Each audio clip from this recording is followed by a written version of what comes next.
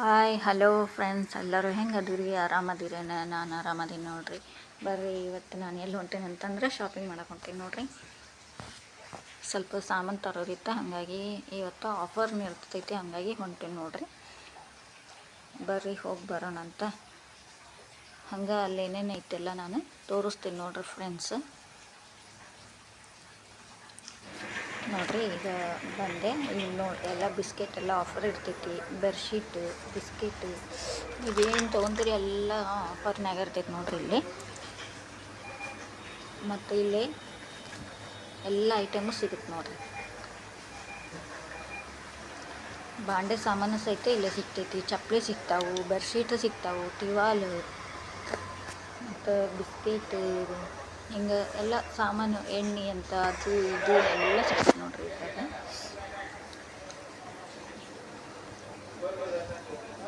ಒಂದ ಕಡೆನ ನಾವು ಎಲ್ಲನೂ ಖರೀದಿ ಮಾಡ್ಬೋದು ನೋಡ್ರಿ. ಮತ್ತು ಹಿಂಗೆ ನಾವು ಹೋಗಿ ತೊಗೊಂಡು ಬರೋದ್ರಾಗ ಇದ್ರಾಗ ನಮಗೆ ಸೇವಿಂಗ್ಸೂ ಆಗುತ್ತೆ ನೋಡ್ರಿ.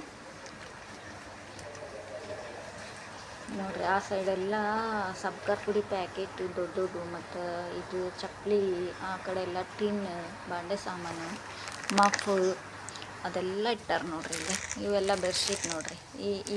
ಇದ್ರಾಗೆಲ್ಲ ಬೆಡ್ಶೀಟು, ಟಿವಾಲ್, ಕೈ ವಸ್ತ್ರ ಅದೆಲ್ಲ ಅದ ನೋಡ್ರಿ ಇಲ್ಲಿ.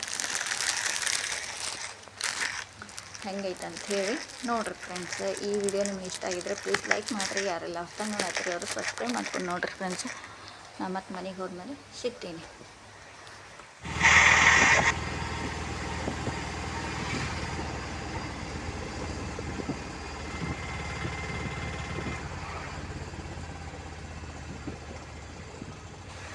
ಈಗ ನೋಡ್ರಿ, ನಾ ಎಲ್ಲ ತೊಗೊಂಡು ಮನೆ ಕಡೆ ಹೊಂಟೇನಿ ನೋಡ್ರಿ ರಿಕ್ಷಾದಾಗ. ಬರ್ರಿ ಹೋಗೋಣಂತ. ಇಲ್ಲಿ ನೋಡ್ರಿ ಮಂಗ್ಯ ಹೆಂಗೆ ಕುಂತೈತಿ ಇಲ್ಲಿ. ಈಗ ನೋಡ್ರಿ, ಮನೆಗೆಲ್ಲ ಬಂದ ಮೇಲೆ ಒಂದು ಸ್ವಲ್ಪ ರೆಸ್ಟ್ ಮಾಡಿದೆ. ಆಮೇಲೆ ಈಗ ಸಾಯಂಕಾಲ ಆಗುತ್ತೆ.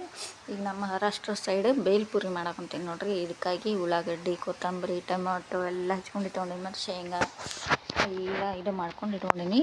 ಇದ್ರೊಳಗೆ ಚುಮ್ಮರಿ ಹಾಕಿ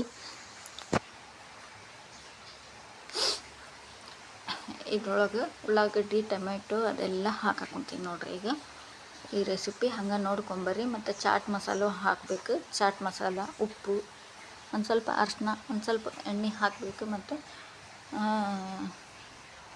ಇದು ಮಿಕ್ಸ್ಚರ್ ಬರ್ತೈತಲ್ರಿ, ಮಿಕ್ಸ್ಚರ್ ಅಂತ ನೀವು ಅಂತೀರಿ, ನಾವು ಖಾರ ಅಂತ ಹೇಳ್ತೀವಿ ನೋಡ್ರಿ. ದಾಣಿ ಖಾರ ಅಂತ ಹೇಳ್ತಾರೆ ಉತ್ತರ ಕರ್ನಾಟಕದೊಳಗೆ. ಅದು ನಾವು ಹಾಕಾಕೊಂತೀವಿ ನೋಡ್ರಿ. ಒಂದು ಸ್ವಲ್ಪ ಲಿಂಬೆಹಣ್ಣು ಹಿಂಡಿದ್ರೆ ಮಸ್ತ್ ರುಚಿಯಾಗಿ ತಿನ್ಬೋದು ನೋಡ್ರಿ ಮಳೆಗಾಲದೊಳಗೆ. ಈಗ ನೋಡ್ರಿ ಫ್ರೆಂಡ್ಸ್, ಸೀರೆದು ಏನು ಗಲಾಟೆ ನಡೀತಲ್ರಿ, ಆ ವಿಷಯವಾಗಿ ನಾ ಮಾತಾಡಕೊಂತೀನಿ. ಅದು ಏನಪ್ಪ ಅಂತಂದ್ರೆ, ತೊಗೊಂಡವ್ರು, ಅವರು ಕೊಟ್ಟವ್ರು, ಇವರು ಎಲ್ಲ ಮಂದಿಗೂ ಬೈದಾರಲ್ರಿ.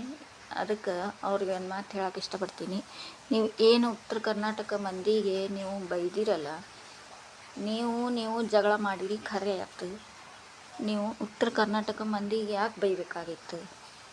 ನೀವು ಬೈಬಾರ್ದು. ನೀವು ಕ್ಷಮೆ ಆತಂಥೇಳಿ, ನನ್ನ ತಪ್ಪಾಗೈತೆ ಅಂಥೇಳಿ ನೀವು ವಿಡಿಯೋ ಮೂಲಕ ನೀವು ಕೇಳ್ಬೇಕು ನೋಡ್ರಿ. ಯಾಕಂದ್ರೆ ಮಂದಿ ಏನು ನಿಮಗೆ ಮಾಡಿಲ್ಲ.